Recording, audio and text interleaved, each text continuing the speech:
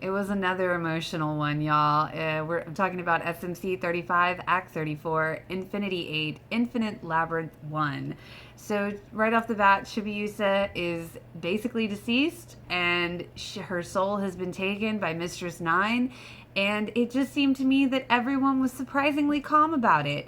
And it was interesting that even in Chibiusa's state, they were still very much against killing Hotaru. I knew that was coming, but I was kind of maybe expecting a little something more in SMC, like, well, I guess that's what we have to do.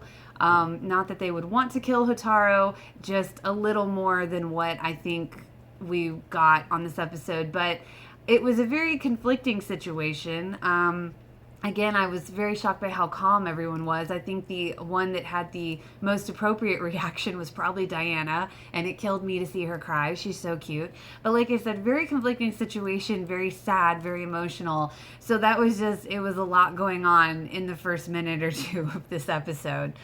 It was a very beautiful moment when Mamo and Usagi were together and he gave her that kiss of encouragement, and then you see the flash of that they both had of the Messiah of Destruction, and just that reinforcing Mamo to tell Usagi, go get Chibiusa's crystal and her soul back. I really love that moment. It was definitely an awe moment for real. Then we flash to Dr. Tomo and Kaolinite kind of walking into Mistress Nine's room, or Hotaru's old room, and they're bowing to her.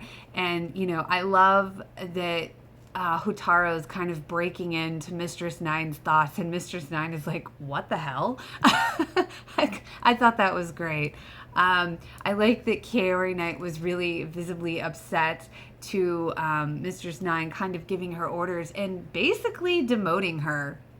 You know, for all intents and purposes, she basically got demoted. So I really kind of like that. And then we kind of see Mistress Nine kind of offering up Chibiusa's crystal to Master Pharaoh 90. And once again, we hear Hotaru breaking into Mistress Nine's thoughts and just freaking Mistress Nine out. So I really liked those moments when Hotaru was like breaking into her thoughts. I really thought that was great.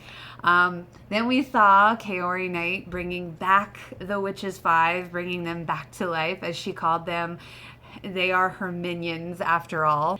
Then we see the inner Senshi running into the transformed Mugen Academy, and the witches, two of the twins from the Witches 5 are greeting the Senshi, and each of the Senshi are kind of teleported, transported to each an opponent of their own from the Witches 5, and each of those Witches 5 are just totally messing with their minds and their will to fight, basically. Like, you know, they give Mako a rose garden, and they give Mina, oh, you want to be a star, and Ami, you need to study, and like just melding their minds to use the desires of their hearts against them to stop fighting for Sailor Moon. And of course, you know, Mars is just like, you know, oh, you know, they're saying, you don't really want to fight, Mars. We can feel it. Like, just really messing with their minds. And of course, then we come to, you know, Sailor Moon, who, once they ran into Mugen Academy, she finally kind of grasped that her and the inner and outer Senshi will never be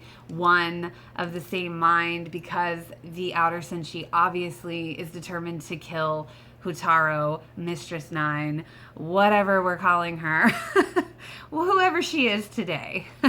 Then Sailor Moon's delusions start. You know, she sees the inner Senshi basically saying, we're worn out, we don't want to fight for you anymore. And here comes Chibiusa just strangling Sailor Moon, and the outer Senshi kind of showing up in this delusion going, hey, Chibiusa, let us help you kill her, meaning Sailor Moon. And then I think, of course, the hardest one to see for me was when Mamo showed up and wanting to kill Sailor Moon too. I was like, oh my god, that's too much, y'all. But then you see real Mamo, who is using his life force to keep Chibiusa alive.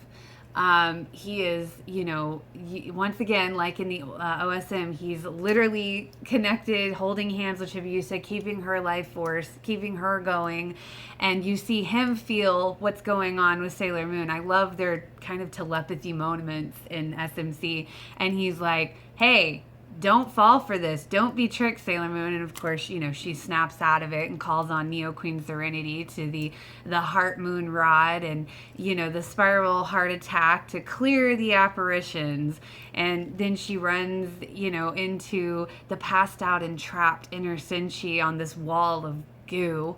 Then you see the outer Senshi who are still trying to get into Mugen Academy, and Michiru is like looking in the mirror and she's like, oh my god, Sailor Moon's in danger. And then you just see Uranus just, you know, the Space Sword Blaster, you know, cutting through the Mugen Academy, you know, while getting inside.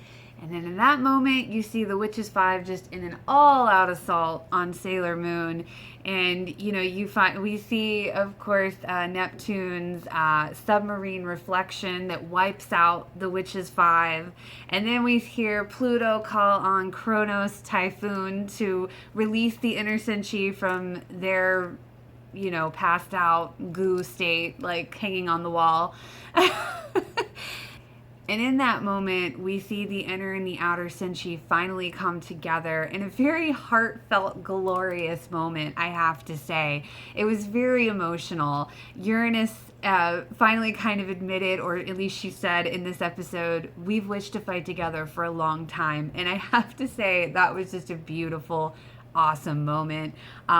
You know, they're finally kind of the same mind now, in a way. Well, at least in this moment.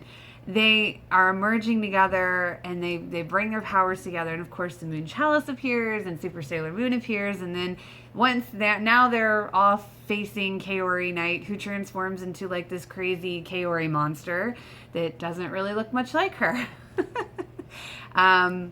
We get all of the inner Senshi's attacks in a row, which is pretty awesome.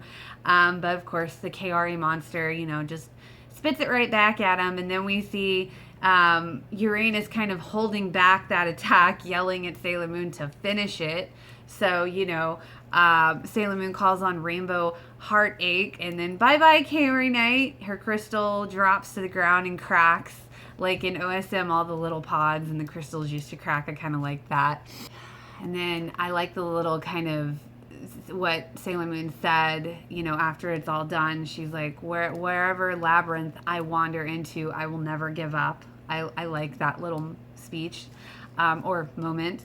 Then we kind of flash to Mistress 9, who I'm going to say eats or inhales or ingests Chibiusa's silver crystal as the Senshi are looking for her, and that's how this episode ends. And it's kind of like, whew, that was a bit of a whirlwind on this episode. But, you know, once again, they're getting a lot in here, and for as much as they have to get in here, I really think they're doing a good job on flow. It was another great episode, and I have to say we did get the third ending song on this episode as well, and I absolutely love it.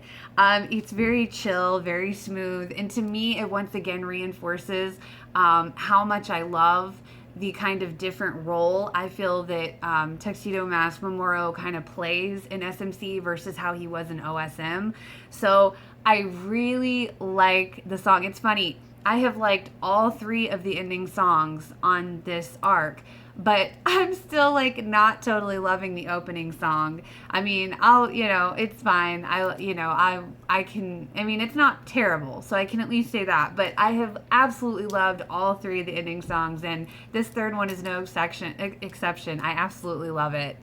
And as for the preview of next week, it'll be Act 35, Infinity 9, Infinite Labyrinth 2. Basically, they're going to be going all out to save Chibiusa. So that's it for me. Hope you enjoyed. If you did, feel free to like and subscribe, Moonies. Happy Moon Day.